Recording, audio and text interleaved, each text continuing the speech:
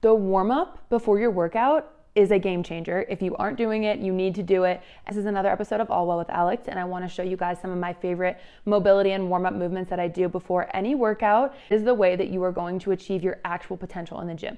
I hate when people sleep on the warm-up because it is so critical. Improving that circulation reduces your injury risk. It also reduces your perceived rate of exertion, which is my favorite reason for doing a warm-up, is because when you're in the working sets of whatever it is you're doing, if it's a HIIT workout, if it's sprints, running, or if it's lifting, you are going to feel like you can push yourself so much harder if you have that circulation and blood flow going before you even get into your warm-up set. It just makes such a big difference. I mean, in track and field, we used to record the time on our warm-ups, and they would range from 20 to 25 minutes, and it was kind of exhausting, and sometimes that was a little bit too much. It doesn't need to be that long. It could be a 10-minute warm-up. But if you're in a cold environment, like if you're in a cold gym, which should not exist, but if you are in a cold environment, try putting on a sweatshirt, try getting that warm up a little bit longer, because you really do need that blood flow and that increase in your core body temperature to be able to actually activate the muscles on the level they need to be activated to see the results that you want. You're gonna reduce your risk for injury. When your muscles are tight and don't have blood flow, it's so easy to misfire. Like if your hamstrings are tight, your glute's not gonna fire, and then you could pull your hamstring. So you wanna be able to get that blood flow. Do some foam rolling as well. Doing myofascial release, which is pressure on the muscle, is going to loosen that muscle up and help the correct muscles to fire in the correct sequence. Hope you guys try some of these movements. Let's jump into some of my favorite warm-ups.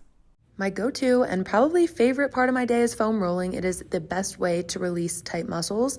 This is that myofascial release, so putting that pressure on them is going to help them to loosen up and feel so much better. Try and do your whole body if you can. Then we have the greatest stretch ever with a walkout. This really helps to elongate your spine, elongate that hip at the same time while activating your core. You really want to lengthen the spine at the top and make sure you get a nice 2-second glute stretch at the very end of the walkout. You can do this 10 times. It will start to get your heart rate up a little bit and just get that circulation going. I learned this thoracic spine twist motion in track, and it is a game changer because it's so hard to stretch out that middle back. You're going to tap your elbow down to your wrist and look up at that elbow when you're putting it up. Of course, we have to open up the hips, so we're going to do hip circles with a little bit of a kick. That kick will help release your hip flexor if it's kind of locked up. Then we have inner thigh hip rocks, or whatever you want to call them. They're hip rockers, really going to loosen up that inner thigh, which is overlooked so much of the time, so make sure to try those out.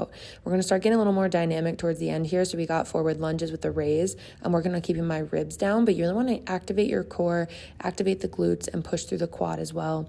The last one I'll do is a T-spine twist to really open up that back, and you should be ready to work out after this.